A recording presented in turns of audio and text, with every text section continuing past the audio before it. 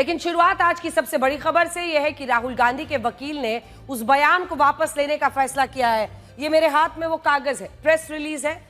राहुल गांधी के वकील ने उस बयान को वापस लेने का फैसला किया है जिसमें उन्होंने खुद राहुल गांधी की तरफ से पुणे की एक अदालत में आज दोपहर को यह कहा था कि उनकी जान को खतरा है और कोर्ट की तरफ से राहुल गांधी को प्रिवेंटिव प्रोटेक्शन मिलना चाहिए। जान को खतरा, जी हाँ, ये बात आज शाम लगभग 5 साढ़े 5 बजे सामने आई थी कि पुणे की अदालत में राहुल गांधी की तरफ से यह कहा गया कि उनकी जान को खतरा है और इस वजह से उनको राहत दी जाए। लेकिन आज शाम होते होते, मतलब आप समझ लीजिए कि महज 3 घंटे के अंदर राहुल गांधी के वकील सामने आ गए और राहुल गांधी के वकील ने कहा कि उन्होंने अदालत में राहुल गांधी की तरफ से जो लिखित आवेदन दिया था उसके लिए उन्होंने उनकी सहमति नहीं ली थी और इसीलिए ये बात अब वापस ली जाएगी कि राहुल गांधी की जान को खतरा हो सकता है। अब देखिए, शाम 6 बजे से लेकर 9 बजे तक ये क्या से क्या हुआ है इतने गंभीर मसले पर, यानी ये मामला पेचीदा हो गया है और किसी को समझ नहीं आ रहा है कि ऐसा कैसे हुआ कि राहुल गांधी के वकील ने बिना उनसे पूछे कोर्ट में इतनी बड़ी बात कह दी और फिर खुद अपनी गलती मानकर इस बयान को वापस ले लिया। राहुल गांधी ने अपने लिखित आवेदन में अदालत को क्या क्या बताया था वो हम आपको बताते हैं। वीर सावरकर का ये एक ऐसा मामला है जो महाराष्ट्र में जाकर इसी कांग्रेस पार्टी के लिए गले की फांस बन जाता है, क्योंकि वीर सावरकर को, आइए बड़ी स्क्रीन पर आपको लेकर चलते हैं और बड़ी स्क्रीन पर दिखाते हैं कि राहुल गांधी ने क्या कुछ लिखा है। वीर सावरकर का मुद्दा महाराष्ट्र के लिए बहुत ही बड़ा सियासी मुद्दा बन जाता है। वीर सावरकर पर बयान से जान को खतरा, ये पहले बात आई, लगभग 5 साढ़े 5 बजे की ये बात है। महात्मा गांधी की हत्या करने वाले गोडसे के वंशज उन्हें जान से मारना चाहते हैं, ये सब कुछ कोर्ट में कहा गया है। उन्होंने ये भी कहा था कि जब से उन्होंने चुनावों में होने वाली वोट चोरी का खुलासा किया है तब से उनके राजनीतिक विरोधी भड़के हुए हैं। मतलब जान का खतरा सीधे सीधे वोट चोरी से जोड़ दिया गया। पहले गोडसे की सोच रखने वाले लोगों से खतरा और फिर वोट चोरी का आरोप की वजह से खतरा। बीजेपी के कुछ नेताओं ने उन्हें सार्वजनिक रूप से धमकियां दी हैं, बीजेपी के कुछ नेताओं ने धमकियां दी हैं, यह भी लिखा गया, जिनमें रवनीत सिंह बिट्टू ने उन्हें आतंकवादी कहा है और यह बात भी राहुल गांधी के आवेदन में लिखी हुई थी। रवनीत सिंह बिट्टू ने राहुल गांधी को आतंकी कहा है, यह बात भी लिखी गई। उनका यह भी कहना था कि उन्हें डर है कि उनके साथ हमला, झूठा केस या किसी और तरह की टारगेटिंग हो सकती है। यह सब लिखा गया है। राहुल गांधी ने अदालत से अपील की थी कि इतिहास को खुद को दोहराने नहीं देना चाहिए, यानी यहां वो महात्मा गांधी की हत्या का जिक्र करके अपनी जान को खतरा होने की बात कह रहे थे। महात्मा गांधी को मारने वालों की सोच मेरे पीछे अब लग गई है और इतिहास नहीं दोहराना चाहिए। यहां वो सीधा रेफरेंस कर रहे थे कि महात्मा गांधी की जैसे हत्या हुई मेरी ना हो जाए। और इन सब बातों के आधार पर राहुल गांधी ने कोर्ट से प्रिवेंटिव प्रोटेक्शन मांगा था, जिसका मतलब यह था कि राहुल गांधी अदालत से यह कह रहे थे कि उन्हें अपनी जान का खतरा महसूस हो रहा है और इसीलिए कोर्ट राज्य सरकार को यह कहे कि उन्हें पहले से सुरक्षा दी जाए ताकि सुनवाई के दौरान या उससे पहले कोई अप्रिय घटना ना हो। आज भी बीजेपी की तरफ से अनुराग ठाकुर ने राहुल गांधी और कांग्रेस पर कई गंभीर आरोप लगाए हैं। अनुराग ठाकुर ने आज राहुल गांधी, प्रियंका गांधी, ममता बनर्जी के भतीजे अभिषेक बनर्जी, अखिलेश यादव, डिंपल यादव की लोकसभा सीटों का जिक्र किया और यह बताया कि इन क्षेत्रों की वोटर लिस्ट में भी कई डुप्लीकेट और फर्जी पते वाले वोटर्स हैं। तो क्या इसका मतलब ही ये माना जाएगा कि इन सभी सीटों पर ये सारे नेता चुनावों को चुराकर सांसद बने हैं? बड़ी स्क्रीन पर आपको दिखाती हूं कि इन सीटों की वोटर लिस्ट में क्या क्या गड़बड़ झाला है। जो भारतीय जनता पार्टी का आरोप है, क्योंकि आज इससे पहले राहुल गांधी ने आरोप लगाया और अब बीजेपी ने आरोप लगाया। बीजेपी का आरोप है कि वायनाड सीट जहां से प्रियंका वाड्रा गांधी जीती हैं, वहां पर 93,499 संदिग्ध वोटर हैं। एक से ज्यादा जगहों पर जो वोटर हैं उनकी संख्या है 20,438। फर्जी पता वाले हैं 17,450। एक घर में कई धर्म जातियों के वोटर हैं 4,246 और नए वोटर हैं 51,363। तो कुल मिलाकर ये पूरा मामला जो ये फॉर्म 6 नए और युवा वोटर्स की ही कोई भरना होता है, लेकिन वायनाड में 99 से 102 साल के वोटर्स ने भी नए युवा वोटर्स वाला फॉर्म 6 भरा हुआ है। यह खबर बहुत दिलचस्प है, इसको एक बार फिर से आपको बताते हैं क्योंकि मामला फॉर्म 6 का है और फॉर्म 6 को लेकर जो गड़बड़ झाला है इसको आपको समझना चाहिए। तो देखिए, अलग अलग ये 4000 हमने आपको बता दिया, 4246 है जो अलग धर्म जाति वाले हैं, लेकिन इनका पता कुछ ही घरों में चला है। अब आगे बढ़िएगा तो आपको फॉर्म 6 के बारे में पता चलेगा। 51,000 से ज्यादा नए वोटर्स ऐसे हैं जिन्होंने फॉर्म 6 भरा हुआ है। ये फॉर्म 6 नए और युवा वोटर्स को ही भरना होता है, लेकिन यहां पर 99 से 102 साल के वोटर्स ने भी फॉर्म 6 भरा हुआ है और वो नए वोटर्स में शामिल हुए। अमित मालवीय ने दावा किया है कि सोनिया गांधी को जब भारत की नागरिकता भी नहीं मिली थी तब वो इस देश की वोटर बन चुकी थी। पूरा आपको टाइमलाइन बताते हैं। उन्होंने 1980 की एक वोटर लिस्ट को पोस्ट किया है जिसमें इंदिरा गांधी, ये 1980 की वोटर लिस्ट है, इंदिरा गांधी, राजीव गांधी नाम आपको दिख रहे होंगे, संजय गांधी, मेनका गांधी, सोनिया गांधी, सबका नाम वोटर के तौर पर लिखा हुआ है। इसके अलावा इसमें पता लिखा है एक सफदरजंग रोड जो इस वक्त प्रधानमंत्री इंदिरा गांधी का उस वक्त आवास था, निवास था। इसमें सोनिया गांधी की उम्र भी लिखी थी जो 35 साल थी। अब इस पर नजर बना के रखिएगा क्योंकि अगली बात जो हम आपको बताएंगे उससे आपको समझ में आएगा। ये वोटर लिस्ट है 1980 का, लेकिन सवाल यह है कि सोनिया गांधी इस देश की नागरिक कब बनी। कुछ लोग दावा करते हैं कि उस वक्त गलती से वोटर लिस्ट में सोनिया गांधी का नाम आ गया होगा और इसके पीछे मतदान कर्मियों की लापरवाही रही होगी। लेकिन अगर आप इस स्लिप को ध्यान से देखेंगे तो आपको पता चलेगा कि इसमें सोनिया गांधी की बिल्कुल सही उम्र लिखी हुई है, जिससे यह पता चलता है कि वाकई में उन्होंने भारत की नागरिकता लेने से पहले ही अपना वोटर कार्ड बनवा लिया था। साल 1982 जब इस पर खूब विवाद हुआ तब उनका नाम वोटर लिस्ट से हटा भी दिया गया क्योंकि वो नागरिक ही नहीं बनी थी। लेकिन फिर जनवरी 1983 की नई वोटर लिस्ट में फिर से उनका नाम जोड़ दिया गया और यह भी तब हुआ जब सोनिया गांधी भारत की नागरिक जनवरी 83 में नहीं बनी थी। 1968 में वो, मतलब अगर आप देखिए तो 1983 में वो बनी, लेकिन 30 अप्रैल को बनी। 1968 में राजीव गांधी से शादी करने के 15 साल बाद 30 अप्रैल 1983 को सोनिया गांधी को भारत की नागरिकता मिली थी और इससे पहले वो इटली की नागरिक थी। लेकिन हैरानी की बात यह है कि इससे पहले ही भारत की प्रधानमंत्री के पते पर उनका वोटर कार्ड बन गया था। और अब बीजेपी इन्हीं सबूतों को दिखाकर यह कह रही है कि क्या कांग्रेस वोट चोरी का मुद्दा उठाने से पहले इस इतिहास को पलटकर जरा देखेगी। साल 1957 भारत के पहले बूथ पर कांग्रेस समर्थकों ने बेगूसराय में कब्जा किया था। साल 1967 में कांग्रेस ने जम्मू कश्मीर की 61 सीटें जीती, जिनमें 22 सीटें निर्विरोध जीती गई थी और कांग्रेस पर चुनावों को चुराने का ही आरोप लगा था। 1971 के रायबरेली चुनाव में इंदिरा गांधी ने सरकारी मशीनरी के दुरुपयोग से विपक्ष के साझा उम्मीदवार राजनारायण को हराया और खुद इलाहाबाद हाईकोर्ट ने इसके लिए इंदिरा गांधी को दोषी माना और इंदिरा गांधी ने अपनी सत्ता बचाने के लिए देश में ही इमरजेंसी लगाई। साल 1987 में कश्मीर विधानसभा चुनाव में कांग्रेस पर धांधली के आरोप लगे और सबसे बड़ी बात यह कि उस जमाने में कांग्रेस चुनाव आयोग के मुख्य चुनाव आयुक्तों पर रिटायरमेंट के बाद बड़ी मेहरबानी रहती थी। 58 से 67 के बीच, 1958 से 1967 के बीच भारत के मुख्य चुनाव आयुक्त रहे केवीके सुंदरम को कांग्रेस ने लॉ कमीशन का चेयरमैन बनाया। 1982 से 85 के बीच भारत के मुख्य चुनाव आयुक्त रहे आर.के. त्रिवेदी को राजीव गांधी की सरकार में गुजरात का राज्यपाल बनाया गया। हम मुख्य चुनाव आयुक्तों की बात कर रहे हैं तो आपको बताएं 1990 में भारत की मुख्य चुनाव आयुक्त रही बी.एस. रमा देवी को 1997 में कांग्रेस की गठबंधन सरकार में हिमाचल प्रदेश का राज्यपाल बनाया गया।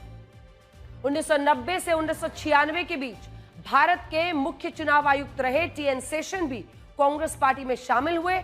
उन्होंने 99 के लोकसभा चुनाव में गांधीनगर सीट से कांग्रेस की टिकट पर चुनाव भी लड़ा था। 1996 से लेकर 2001 तक, जी हां, उन्हीं की तस्वीर आप देख रहे हैं इस वक्त, मुख्य चुनाव आयुक्त रहे एम.एस. गिल को कांग्रेस ने राज्यसभा का सांसद बनाया और वो यूपीए की सरकार में खेल मंत्री भी बने और आखिर में 2001 से 2004 के बीच भारत में मुख्य चुनाव आयुक्त रहे जेम्स माइकल लिंगडो को भी इस तरह के पदों पर नियुक्त किया गया। लेकिन आज यही कांग्रेस चुनाव आयोग की निष्पक्षता पर सवाल उठा रही है। कहती है कि गड़े मुर्दे क्यों उखाड़े जा रहे हैं।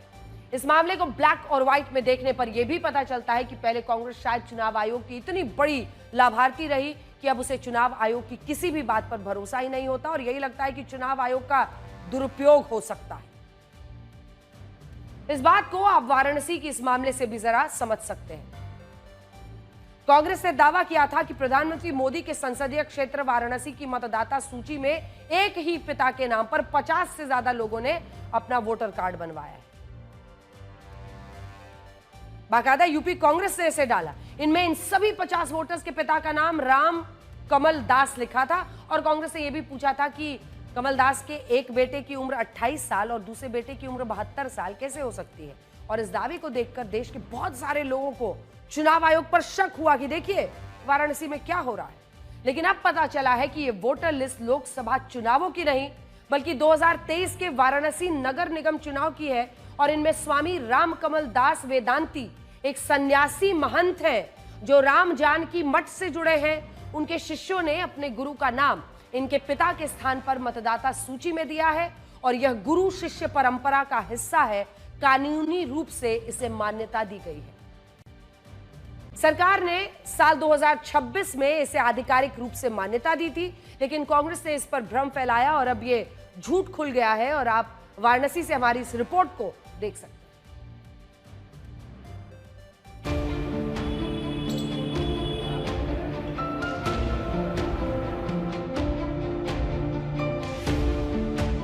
क्या एक ही व्यक्ति की 50 से ज़्यादा संतानें हो पाना संभव है? जी हाँ, वाराणसी का यह मुद्दा इस समय पूरी तरह से वायरल है और वहीं यूपी कांग्रेस कमेटी ने इसको लेकर एक्स हैंडल पर पोस्ट भी किया है और चुनाव आयोग से सवाल भी पूछा है और बहुत बड़े आरोप भी लगाए हैं। हम उसी पते पर आप पहुंचे हैं और ज़मीनी हकीकत आखिर में क्या है इसको जानने की कोशिश करते हैं, इसको समझने की कोशिश करते हैं।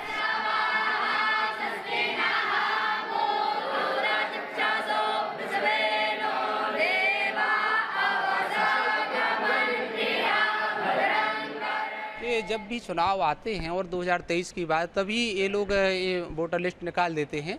कोई सत्यता नहीं इसमें। जो परंपरा मठ की होती है एवं यहाँ पर भारतवर्ष में जो व्रत परंपराएं हैं और मठ मंदिरों की परंपराएं हैं उसमें पिता के नाम पे है गुरु का ही नाम दिया जाता है। व्रत हो जाते हैं शिष्य लोग। तो इसी तरह हमारे शिष्य गुरु जी के शिष्य लोग हैं, बहुत हजारों शिष्य लोग हैं गुरु जी के, तो वो उनके पिता के नाम पे गुरु जी का नाम आ जाता है। और जब भी ये चुनाव की प्रक्रिया आती है वो लोग बेफालतू को ये मुद्दा उठा के रख देते हैं। शास्त्री जी, जो लिस्ट है वो लिस्ट सही है? वो लिस्ट सही है, बिल्कुल सही है और भगवान से प्रार्थना करते हैं कि जो लोग ये बार बार जो मुद्दा उठाते हैं उनको सद्बुद्धि दे और बार बार ये मुद्दा ना उठाएं। तो एक करेक्शन है, आपको बता दें, सरकार ने ये जो गुरु शिष्य परंपरा है जिसमें शिष्य अपने पिता के नाम में गुरु का नाम लिख सकते हैं, इससे पहले मैंने गलती से 2026 बोल दिया था। दरअसल सरकार ने 2016 में इसे आधिकारिक रूप से मान्यता दी थी और इस बात की मान्यता है बाकायदा कि अगर आप अपने बच्चे के तौर पर गुरु का नाम हो सकता है पिता के तौर पर और बच्चे के तौर पर शिष्य का नाम हो सकता है। लेकिन कांग्रेस ने इस पर भ्रम फैलाया और अब देखिए आपने इस रिपोर्ट के जरिए समझ लिया है कि कैसे ये पूरा मामला सामने। आज एक और खबर ऐसी है जिसका भारत के सामाजिक और धार्मिक सौहार्द पर सीधा असर पड़ता है। खबर यह है कि तेलंगाना और महाराष्ट्र के अलग अलग शहरों में 15 अगस्त को बूचड़खानों, मीट की दुकानों को बंद रखने के आदेश दिए गए, जिस पर अब सवाल उठ रहा है। सवाल इसलिए उठ रहा है क्योंकि अब तक इस तरह के फैसले त्योहारों के लिए लागू होते थे, लेकिन अब दावा है कि पहली बार स्वतंत्रता दिवस के मौके पर भी बूचड़खानों, मीट की दुकानों को बंद किया जा रहा है। हालांकि इन दावों में थोड़ा सा झोल है और ऐसा लगता है कि अभी लोगों को आधी अधूरी बात बताई जा रही है। अब तक प्रमुख रूप से 2 राज्यों के नगर निगम ने इस तरह की पाबंदियां लगाई हैं। इनमें पहला राज्य है महाराष्ट्र और दूसरा राज्य है तेलंगाना। महाराष्ट्र में छत्रपति संभाजी नगर की महानगर पालिका ने 15 और 20 अगस्त को बूचड़खानों और मीट की दुकानों का बंद रखने का आदेश दिया। 15 अगस्त को ये पाबंदी इसलिए लगाई गई है क्योंकि 15 अगस्त को गोकुल अष्टमी है, जिसे उत्तर भारत में जन्माष्टमी भी कहते हैं। जबकि 20 अगस्त को इसलिए मीट की दुकानों को बंद रखा गया है क्योंकि उस दिन जैन धर्म का एक त्योहार है, जिसे पर्युषण पर्व भी कहते हैं। यानी इस बार गोकुल अष्टमी स्वतंत्रता दिवस के मौके पर पड़ रही है, इसीलिए 15 अगस्त को मीट की दुकानों को बंद रखने के लिए कहा गया है। और मालेगांव की महानगर पालिका ने भी इन्हीं वजहों से 15 अगस्त को बूचड़ खाने और मीट की दुकानों को बंद रखने का आदेश दिया है। लेकिन मुंबई के पास कल्याण डोंबिवली की महानगर पालिका ने कहा है कि वो ये पाबंदी गोकुल अष्टमी के साथ स्वतंत्रता दिवस की वजह से भी लगा रही है और इसी को लेकर सारा विवाद हो रहा है। विपक्ष के नेता ये कह रहे हैं कि स्वतंत्रता दिवस के लिए मीट की दुकानों को बंद रखना कहां तक सही है और क्या ये संविधान के मौलिक अधिकारों का उल्लंघन नहीं है। हालांकि यहां एक तथ्य ये है कि कल्याण डोंबिवली में साल 1988 से ही स्वतंत्रता दिवस के मौके पर मीट की दुकानों को बंद रखने का आदेश जारी होता है, जिस पर इससे पहले कभी विवाद नहीं हुआ। लेकिन इस बार इसे मुद्दा बनाया जा रहा है और ये सब भी तब जब बाकी के नगर निगम और महानगर पालिकाओं ने गोकुल अष्टमी की वजह से ये पाबंदी लगाई है। इनमें तेलंगाना का ग्रेटर हैदराबाद म्युनिसिपल कॉर्पोरेशन भी शामिल है, जिसने 15 और 16 अगस्त को सभी बूचड़खानों मीट की दुकानों को बंद रखने के लिए कहा है।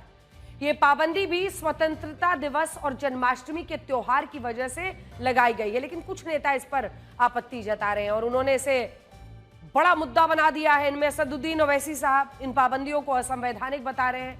महाराष्ट्र के उप मुख्यमंत्री अजित पवार ने भी इन फैसलों की आलोचना की है। आदित्य ठाकरे ने कहा है कि अगर ये पाबंदी त्योहार की वजह से लगाई गई है तो भी इसे सही नहीं ठहराया जा सकता। कल्याण डोंबिवली के जो महापालिका के आयुक्त हैं उनको सस्पेंड किया जाए, जो भी हो, मुझे पता नहीं वो कौन है, क्योंकि वेज नॉन वेज ये मुद्दा उनका नहीं है। स्वातंत्र दिन पे हम क्या खाएं, हमारा अधिकार है, हमारा स्वातंत्र है। वो नहीं हमें बता सकते कि वेज खाए नॉन वेज खाए। हम तो बिल्कुल नॉन वेज खाएंगे, हमारे घर में खाते हैं। हमारे घर में नवरात्रि को भी हमारा जो प्रसाद होता है उसमें प्रॉन्स होते हैं, मच्छी होती है, क्योंकि ये हमारी परंपरा है, ये हमारा हिंदुत्व है। और वहाँ की जो आगरी कोड़ी बांधे हुए वो कहाँ जाएंगे? ये कोई धर्म की बात नहीं और ये कोई देश हित की बात नहीं है कि वेज नॉन वेज खाओ। जो भी खाते हो घर में क्यों घुस के बात करें। ये सारा विवाद इसलिए हो रहा है क्योंकि इस बार जन्माष्टमी का त्योहार 15 और 16 अगस्त की तारीख को पड़ रहा है, जब भारत अपना स्वतंत्रता दिवस भी मनाता है। जन्माष्टमी का मतलब उस तारीख से होता है जो भाद्रपद मास में कृष्ण पक्ष की अष्टमी तिथि को पड़ती है। मान्यता है कि इसी दिन द्वापर युग में भगवान श्री कृष्ण का जन्म मथुरा में हुआ था और वो भगवान श्री विष्णु के 8वें अवतार थे। आज भी हमारे देश में जन्माष्टमी के मौके पर बहुत सारे लोग व्रत रखते हैं और ये व्रत रात के 12 बजे भगवान श्री कृष्ण के जन्म के साथ खोला जाता है। और यही वजह है कि जन्माष्टमी के मौके पर मीट की दुकानों को बंद रखकर लोगों की धार्मिक आस्था का सम्मान किया जाता है। भगवान श्री कृष्ण को सिर्फ गायों का ही नहीं बल्कि सभी जीवों का रक्षक माना गया है और इस वजह से आज भी मथुरा और वृंदावन जैसे शहरों में भगवान श्री कृष्ण के लाखों भक्त अहिंसा, शाकाहार के सिद्धांत से जुड़े हैं। लेकिन हमारी राजनीति ऐसी है कि जैसे ही किसी वजह से मीट की दुकानों को बंद करने की बात हुई, कुछ नेता इस मुद्दे पर फौरन सक्रिय हो जाते हैं, एक्टिव हो जाते हैं। बाकी सवालों पर आप पूछिए तो वो जवाब नहीं देंगे, लेकिन इस मुद्दे पर बोलिए तो वो फौरन आते हैं, क्योंकि उनको लगता है कि इस मुद्दे पर बोलकर एक खास वोट बैंक की पॉलिटिक्स की जा सकती है। और उनके सक्रिय होने का कारण यह है कि हमारे देश में ऐसा नैरेटिव बनाया गया है कि भारत में ज्यादातर मीट की दुकानें मुस्लिम समुदाय के लोगों की ही होती है और इन्हीं मुस्लिम वोटों के लिए इस पूरे मुद्दे को इतना बड़ा बना दिया जाता है। लेकिन आज इन नेताओं को ये आंकड़े भी एक बार जरूर देखने चाहिए। भारत में 60% मीट की दुकानें और इसका व्यापार हिंदू समुदाय के लोगों द्वारा किया जाता है और 40% दुकानें मुस्लिम समुदाय के लोगों की होती हैं। और ये आंकड़े हमारे नहीं हैं, बल्कि आंकड़े अलग अलग एनजीओज की रिपोर्ट के अनुमान से निकाले गए हैं। जो लोग हिंदू त्योहारों पर मीट की दुकानों को बंद रखने का विरोध करते हैं, उन्हें यह भी देखना चाहिए कि सऊदी अरब के मक्का में, जहां पैगंबर मोहम्मद साहब का जन्म हुआ और जहां आज अलकाबा और अल हरम मस्जिद है, वहां शराब नहीं बेची जा सकती और ना ही वहां गैर मुसलमानों को जाने की इजाजत है। इसके अलावा कई मुस्लिम देशों में रमजान के महीने में लोगों को सार्वजनिक स्थानों पर कुछ भी खाने पीने से हतोत्साहित किया जाता है, क्योंकि ऐसा माना जाता है कि इससे रोजे रखने वाले मुसलमानों की भावनाएं आहत हो सकती हैं। लेकिन वहां इस पर कभी विवाद नहीं होता। भारत में इस विवाद की एक वजह यह भी है कि हमारे देश में ऐसे लोगों की संख्या अब तेजी से बढ़ रही है जो मांसाहार है, जो हिंदू धर्म को मानते हैं। खुद सरकार कहती है कि भारत में 15 से 49 साल के 83.4% पुरुष और 70.6% महिलाएं मांसाहारी हैं। और भारत में नवरात्र के दौरान भी 30% लोग मछली, मीट, चिकन, अंडा सब खाते हैं। अगर आप इस ग्राफिक्स को देखेंगे तो 2006 में भारत के 80% लोग मांसाहारी थे, 80%, और अब इनकी संख्या 87% हो गई है, 87%। और इनमें भी जो लोग गरीब हैं या जो मिडिल क्लास परिवारों से आते हैं, उनमें नॉनवेज खाना ज्यादा खाया जाता है। कई लोग आजकल हेल्थ रीजंस की वजह से वीगन डाइट पर जा रहे हैं, तो अलग अलग जो लोग हैं वो अपनी अपनी खाने की चॉइसेस रखते हैं। तमिलनाडु, आंध्र प्रदेश, तेलंगाना, केरला, कर्नाटक, उड़ीसा, छत्तीसगढ़, झारखंड, बिहार, उत्तर प्रदेश, आप देखिए उत्तर पूर्व के सभी राज्य, महाराष्ट्र, जम्मू कश्मीर, लद्दाख की 80% या उससे ज्यादा आबादी मांसाहारी है। जबकि मध्य प्रदेश, उत्तर प्रदेश, राजस्थान, गुजरात, दिल्ली, हिमाचल प्रदेश और उत्तराखंड में भी 50% से ज्यादा लोग मांसाहारी हैं। और असल में ये फर्क मिट गया है कि मुसलमान ज्यादा मीट खाते हैं और मीट की दुकानें मुस्लिम समुदाय के लोगों की ही होती है। अब ज्यादातर हिंदू भी मांसाहारी हैं, इसीलिए हमारे नेताओं को अब अपनी राजनीति बदलने की जरूरत है। इस बात को आप छत्तीसगढ़ की इस खबर से भी समझ सकते हैं। छत्तीसगढ़ के वक्फ बोर्ड ने 15 अगस्त को 78वें स्वतंत्रता दिवस के मौके पर राज्य की सभी मस्जिद, मदरसों, दरगाहों के मुख्य द्वार पर तिरंगा फहराने का आदेश दिया। मैं आपको अब इस आदेश की एक कॉपी दिखाती हूं। मेरे हाथ में इस आदेश की भी एक कॉपी है, ये है, जो हम आपको स्क्रीन पर भी दिखा रहे हैं। और इसमें क्या लिखा है मैं आपको जरा पढ़कर बताती हूं, क्योंकि इसमें लिखा है कि आप 78वां स्वतंत्रता दिवस मनाया जाएगा। इस राष्ट्रीय पर्व के पावन अवसर पर छत्तीसगढ़ राज्य में स्थित सभी मस्जिद, मदरसा, दरगाह के मुख्य द्वार पर राष्ट्रीय ध्वज का ध्वजारोहण किया जावे। जिस देश में हम रहते हैं, जिस देश का नमक खाते हैं, जहां की हवा में सांस लेते हैं, उस देश का तिरंगा तो सीने से लगाया जा सकता है। लेकिन दुख की बात यह है कि इस मामले में छत्तीसगढ़ की कुछ मस्जिदों, मदरसों को इस आदेश पर आपत्ति है और उनका कहना है कि मस्जिदों पर तिरंगा फहराने का फैसला सही नहीं हो सकता। सोचिए, जिस तिरंगे की रक्षा के लिए सीमा पर खड़े हमारे जवान अपने प्राणों की आहुति देने से पहले एक बार नहीं सोचते, उसी तिरंगे को इस देश में किस तरह धर्म के आधार पर बांट दिया जाता है। यह तिरंगा ना तो किसी पार्टी का है, ना किसी सरकार का है, ना किसी नेता का है, ना किसी धर्म का है।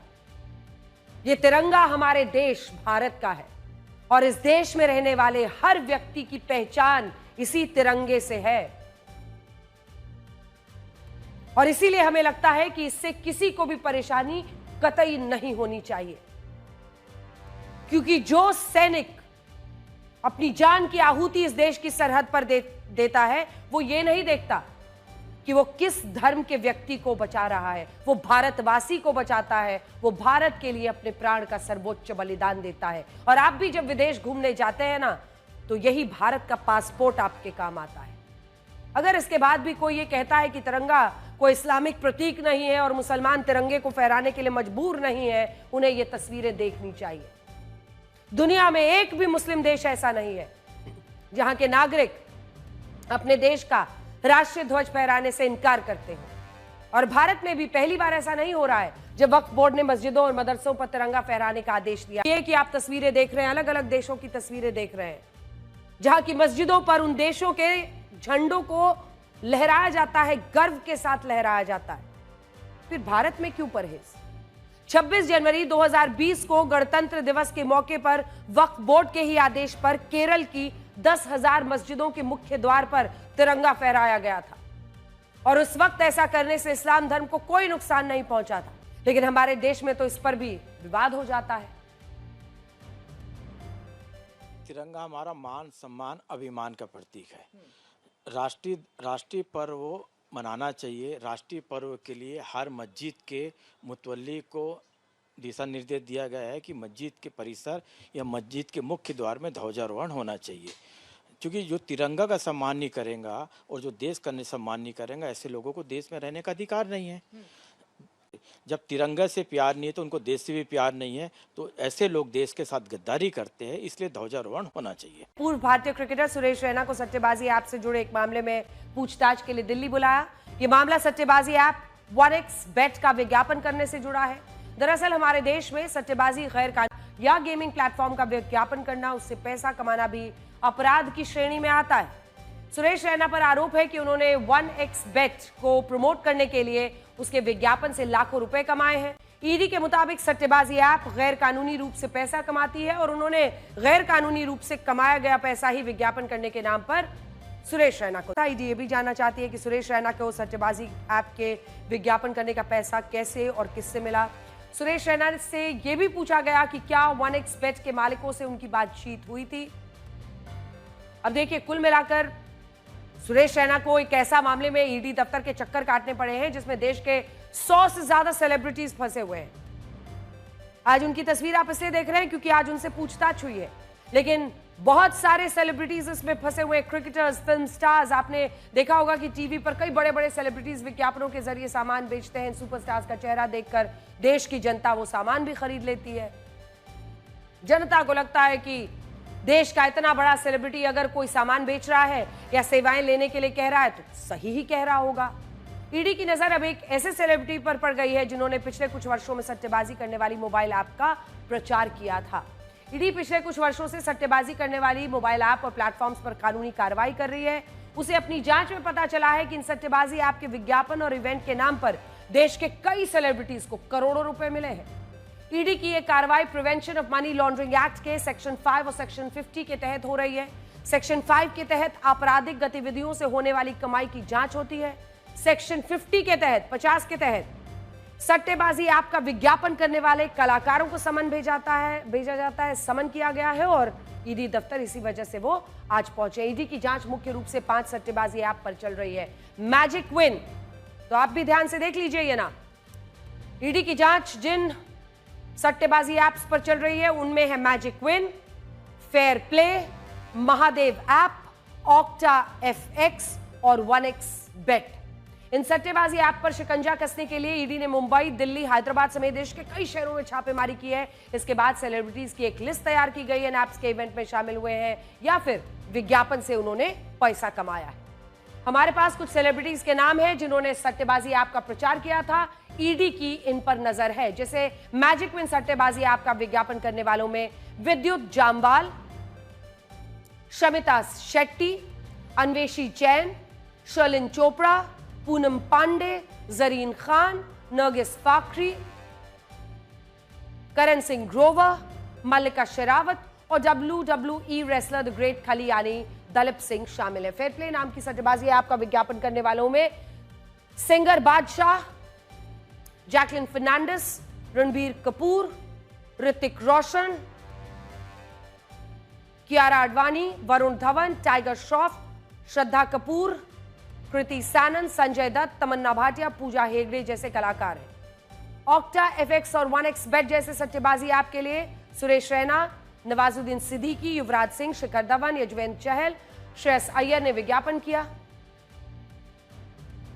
और इसके अलावा 10,000 करोड़ रुपए के महादेव ऐप स्कैम को लेकर ईडी की नजर कपिल शर्मा, श्रद्धा कपूर, मोनी रॉय, डेजी शाह, विवेक ओबरॉय, हुमा कुरैशी, शक्ति कपूर पर भी नजर है। 1xBet सट्टेबाजी ऐप को विज्ञापन को लेकर सुरेश रैना से पहले भी शिखर धवन को समन किया गया था, लेकिन वो पेश नहीं हो पाए थे। ईडी की लिस्ट में दक्षिण भारतीय फिल्मों के कलाकारों से भी पूछताछ के लिए बुलाया गया है, जिसमें अभी तक जो नाम सामने आए हैं उनमें 3 नाम बड़े हैं। विजय देवरकोंडा, राणा डगुबाती और प्रकाश राज शामिल हैं।